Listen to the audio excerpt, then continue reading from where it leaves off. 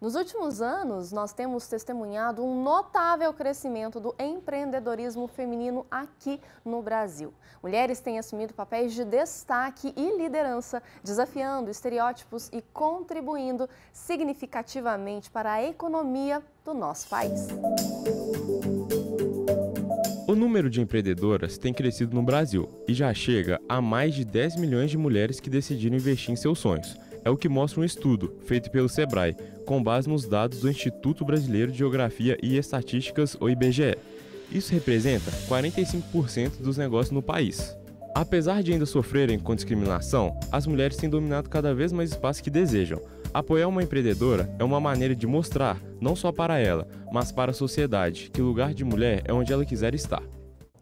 E essa ascensão, gente, reflete não apenas a busca por independência financeira, mas também a capacidade das mulheres de inovar e criar negócios bem-sucedidos em diversos setores. A diversificação do empreendedorismo feminino demonstra não apenas resiliência, mas também uma valiosa contribuição para a construção de um cenário empresarial mais inclusivo, que é o que a gente tanto deseja, né? Para conversar um pouquinho comigo, então, sobre esse cenário que tende a crescer cada vez mais, eu recebo aqui no estúdio a diretora de Relacionamento e Inovação do Senac aqui em Minas, Bianca Vargas. Bianca, seja muito bem-vinda ao nosso Sala de Estar. Obrigada, Vanessa. Para a gente é um prazer participar, principalmente de uma discussão que é tão importante para a nossa sociedade. Sim, sim. E é muito bonito e muito bacana ver esse crescimento ao longo dos anos, né? Porque por muito tempo a gente tinha essa imagem de que a mulher não deslanchava, né? Ela se sentia muito presa. E hoje a gente vê que essa realidade tem mudado, né, Bianca? Na verdade, é uma realidade que reflete a atitude da mulher já dentro do seu próprio ambiente, né? Nós nascemos e aprendemos e dentro da nossa casa nós somos grandes empreendedoras. Sim. Né? Eu acho que é o movimento de sair desse núcleo, né, de dentro de casa para o mercado. E por isso que ele está tendo tanto sucesso e a gente percebe, né, com os números como a gente percebeu a sua fala. E o empreendedorismo feminino, ele nos ensina muito justamente sobre essa questão do protagonismo, né? Do nosso protagonismo. Porque quando a gente fala da mulher empreendedora, né, além de ser uma líder ou muitas vezes uma empregadora, ela tem um papel muitas vezes de sororidade, de puxar uma outra mulher, de ser um agente de mudança social. Então, vai um pouco além do papel apenas, como se fosse apenas, né? Mas um papel que seja apenas do negócio. Né? Ele passa a ser uma ação social muito forte, né?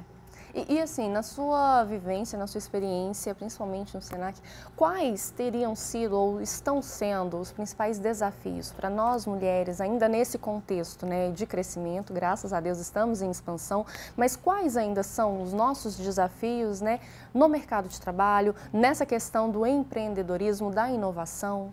Vanessa, assim, nós temos vários, poderia citar aqui vários itens que ainda são desafiadores, principalmente para a mulher empreendedora. Mas levando em consideração, inclusive a casa, né, Senac, eu vou colocar um ponto que eu entendo que é um grande desafio ainda.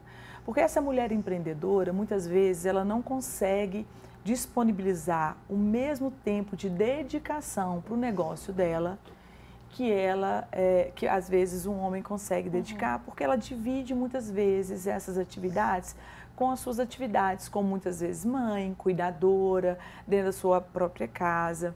E aí dentro desse desafio, já fazendo essa linha com o Senac, a gente trazer uma capacitação, muitas vezes, de forma rápida, prática para ela, pode ser sim um facilitador nesse processo, né? Onde ela tem pouco tempo, ela quer empreender, ela precisa empreender, porque diante desse estudo, muitas vezes a gente percebe que essa mulher começa a empreender por necessidade, né?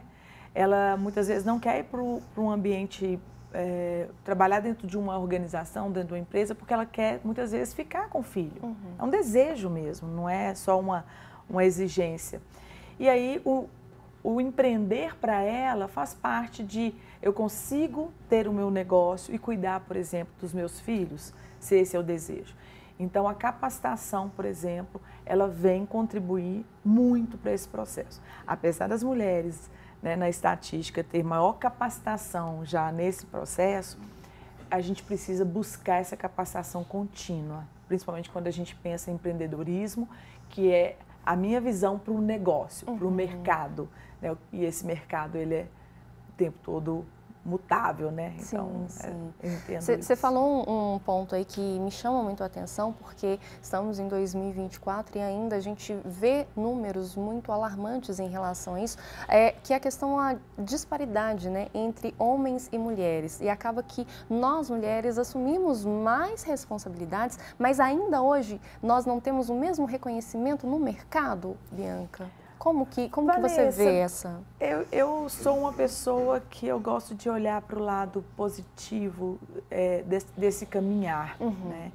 Quando eu penso, por exemplo, a minha carreira, né? Quando eu começo aos 18 anos e eu com 45 anos, o espaço que nós temos hoje dentro das organizações é muito maior.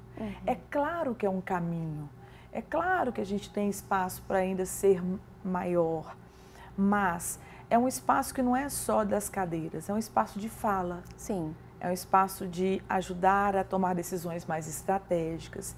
E conforme a gente consegue subir nesse processo, né, quando eu falo subir no sentido de estar mais presente nessas cadeiras, isso naturalmente leva junto uma série de outras mulheres, né? É o dado, mais de 10 milhões de mulheres, né, estão empreendendo. Então isso mostra a força desse público feminino que, sim, ainda tem um longo caminho, ainda tem disparidade de valores entre uma empreendedora e um empreendedor, mesmo sendo empreendedorismo, mas eu sinto que hoje isso é mais institucionalizado. Existe um letramento maior, não só das mulheres, mas dos homens em relação a essa importância.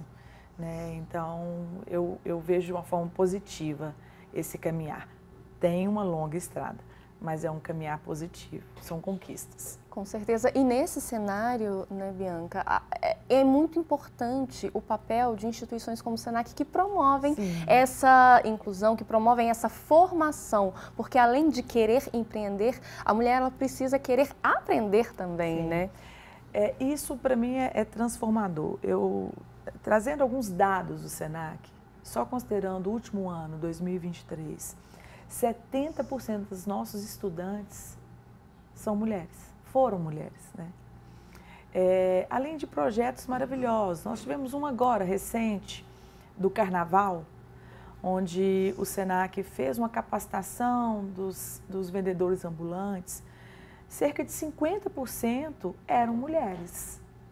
Nós temos projetos, por exemplo, com a Pax, né, para trazer empreendedorismo feminino, para trazer essas mulheres novamente para a sociedade. Então, o SENAC está dentro desse processo de uma forma muito forte.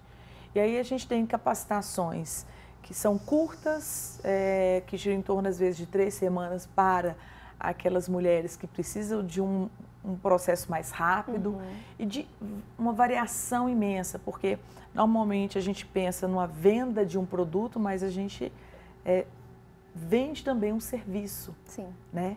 E essa venda de serviço pode ser uma organizadora de eventos, não é isso? Sim. Como também eu posso ter uma massagista, mas eu também posso ter uma belíssima cozinheira, eu posso ter uma pessoa que vai fazer bombons deliciosos e vender esse produto. Então, o SENAC trabalha com capacitações que vão de 3 semanas até capacitações de habilitação técnica, né, de nível médio e totalmente gratuito, Vanessa. Isso é muito, muito bacana. É totalmente gratuito e tem uma jornada de conhecimento que essa empreendedora pode e deve fazer e não ficar limitada a uma capacitação. né? Bianca, já estou pensando aqui em futuras pautas, porque nosso tempo é corrido, infelizmente, mas eu já estou te fazendo o convite para você voltar, para a gente destrinchar mais essas capacitações que são oferecidas, né? Porque eu acho que a gente precisa disso, divulgar, fazer chegar em cada vez mais lugares, a mais pessoas, iniciativas como essa. Então, queria muito agradecer a sua presença aqui no nosso Sala de Estar. Um grande prazer. E já fica o convite. Pode deixar. Então já fica o convite. Ai, que ótimo. Então volta, você já vai ser parceira aqui no nosso Sala de Estar para justamente fomentar o empreendedorismo, a independência feminina, a independência financeira que a gente tanto busca. Isso mesmo. Muito obrigada, prazer. Viu? Ai, gente, e assim, esse apoio, né, que a Bianca falou, ele se faz muito necessário em todos os segmentos, né? Mas principalmente quando a mulher, ela é mãe. Quando a gente pensa, né, na mãe empreendedora, a rede de apoio, por exemplo, é extremamente importante. Conciliar as múltiplas tarefas ao desafio de estar à frente de um negócio não é dos deveres mais fáceis. E nesse contexto, toda ajuda é bem-vinda.